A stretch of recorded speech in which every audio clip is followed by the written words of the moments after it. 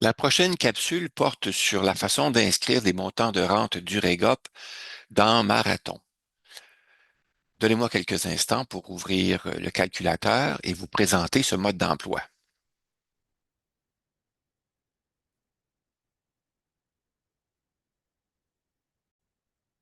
Vous devriez voir à l'écran l'onglet d'accueil du calculateur Marathon.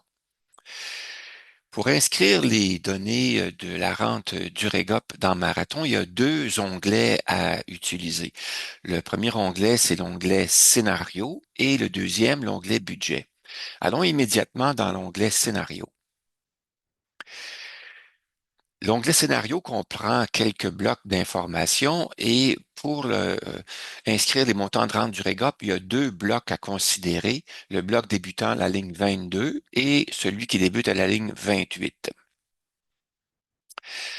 Dans le bloc débutant à la ligne 22, vous aurez à inscrire les montants de rente brute annuelle de votre rente du REGOP pour la période avant 65 ans sur la ligne 24 et pour la période à partir de 65 ans sur la ligne 25. Dans le deuxième bloc, débutant la ligne 28, vous aurez à inscrire le nombre d'années que vous avez cotisé au REGOP. Dans l'exemple qui est présenté, la personne a cotisé pour un total de 33 ans,97 et pour chacune des périodes, on voit qu'elle a cotisé un certain nombre d'années. Pour la première période, elle a cotisé moins d'un an, soit 2,7 du total de sa rente. Pour la deuxième période, elle a cotisé pendant 17 ans, soit 51 de sa rente. Et pendant la troisième période, elle a cotisé pendant 15 ans, soit 46 de sa rente. Ces montants-là que vous avez à inscrire dans Marathon peuvent provenir du révélateur dans l'onglet Scénario, si vous l'avez utilisé. Sinon, ça peut provenir des documents qui sont produits par Retraite Québec et qui décrivent les montants et votre participation au REGOP. Alors maintenant, dans le deuxième onglet, dans l'onglet Budget, dans lequel vous allez voir dans la section des revenus qu'il y a une ligne, la ligne 17, qui permet d'inscrire les montants de pension du REGOP, du RRPE ou d'autres pensions d'employeurs.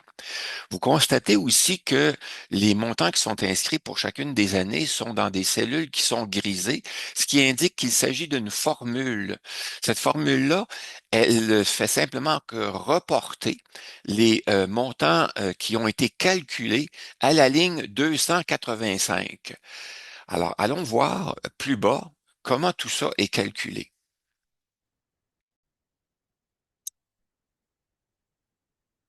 À partir de la ligne 273 de l'onglet budget, il y a un bloc d'informations qui nous permet de voir l'ensemble des informations qui concernent la façon d'inscrire la rente du REGOP. Vous avez un mode d'emploi plus bas et vous avez des notes explicatives aussi. Le premier bloc d'informations permet d'inscrire l'index et de calculer de façon automatique l'indexation par période de cotisation. Dans ce bloc-là, on remarque les pourcentages pour chacune des périodes de cotisation qui proviennent de l'onglet Scénario du deuxième bloc, là, ce qu'on a inscrit dans le deuxième bloc. Et les montants qui sont calculés de façon automatique sont calculés en fonction des formules qui représentent la méthode de calcul utilisée par le REGOP pour le calcul de l'indexation de chacune des périodes. Ce qu'il faut être conscient, c'est que chacune des périodes constitue comme une rente distincte, une rente, les calculs se font de façon séparée pour chacune des trois périodes de rente.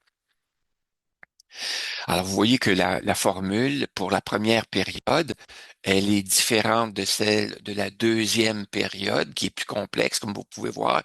Il y a plusieurs conditions. Et la troisième période est également aussi plus complexe. Alors, vous voyez que c'est calculé de façon à respecter les caractéristiques de la méthode de calcul de l'indexation du REGOP.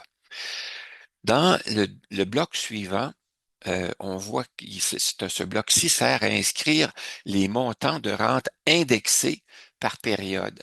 Alors, ces montants-là sont calculés à l'aide de formules et on voit qu'il y a deux séries de formules.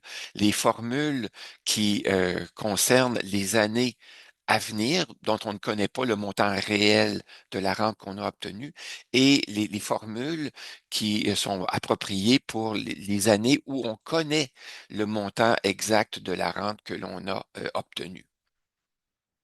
Dans l'exemple qui est ici, les années jusqu'à l'année de 66 ans sont des années où on prétend que les montants les montants réels de rente sont inscrits à la ligne 285 et qui sont reportés à la ligne 17, tel que prévu, tel que mentionné plus tôt.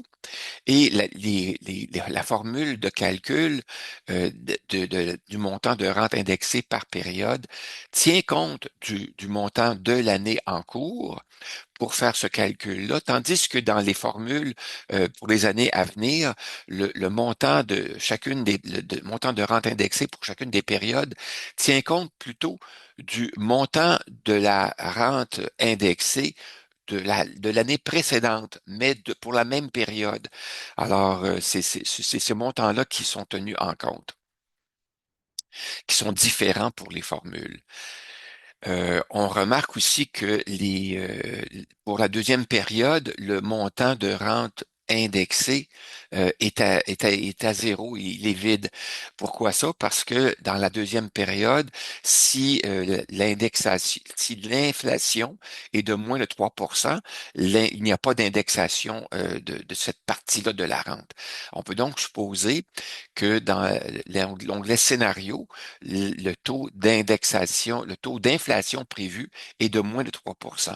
Allons voir ça. Dans l'onglet scénario, le taux d'inflation prévu, la ligne 19, c'est bel et bien c'est 2,1%. Alors, c'est donc moins de 3%. Si on avait un taux d'inflation plus élevé, par exemple 5%, on verrait dans l'onglet budget pour la deuxième période qu'il y a effectivement une indexation qui est calculée avec la formule qui est inscrite pour cette ligne-là, la ligne 277. Et alors, on voit donc que c'est la formule tient compte du taux d'indexation et on voit que le montant de rente indexée, lui aussi, varie d'une année à l'autre. Si on retourne dans l'onglet scénario et qu'on réinscrit 2,1% pour le taux d'inflation, on constate donc que le montant de rente indexé ne change pas d'une année à l'autre pour toutes les années à venir.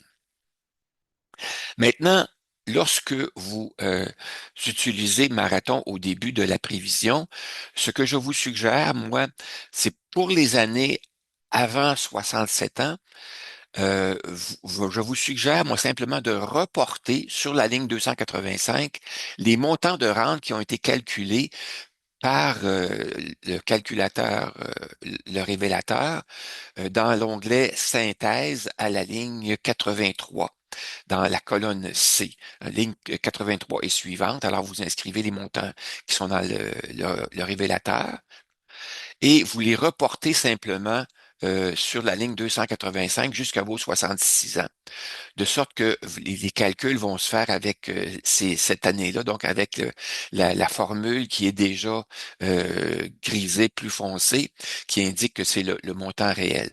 Pour les années à venir, on aura la formule différente. Maintenant, lorsque vous serez rendu à l'année où vous aurez une indexation déjà connue, par exemple, à la fin de chaque année, vous savez que Retraite Québec achemine aux participants du REGOP le montant de rente indexé pour l'année suivante avec les montants de chacune des périodes, des montants indexés de chacune des périodes. Alors, vous pourrez inscrire ces montants-là sur les lignes 282 à 285, mais vous pourriez aussi simplement inscrire le montant à la ligne 285 simplement et recopier les formules de la colonne précédente pour les lignes 282 et 284. Par exemple, supposons que vous recevez l'information que pour l'année de vos 67 ans, vous aurez un montant de rente de 39 000 ici. Alors, vous l'inscrivez à la ligne 285, 39 000 et vous pouvez inscrire les montants de rente chacune des périodes si vous les avez de Retraite Québec, ou encore vous pourriez simplement recopier la formule dans les lignes 282 à 284 de la colonne précédente. On recopie la formule tout simplement, et on surligne en jaune le montant qu'on a inscrit dans la ligne 285 pour indiquer qu'il s'agit d'un montant qui n'est pas un montant calculé dans les formules, mais le montant réel que l'on obtient de nos données de Retraite Québec. Alors voilà, c'est la façon d'inscrire vos données dans le calculateur Marathon.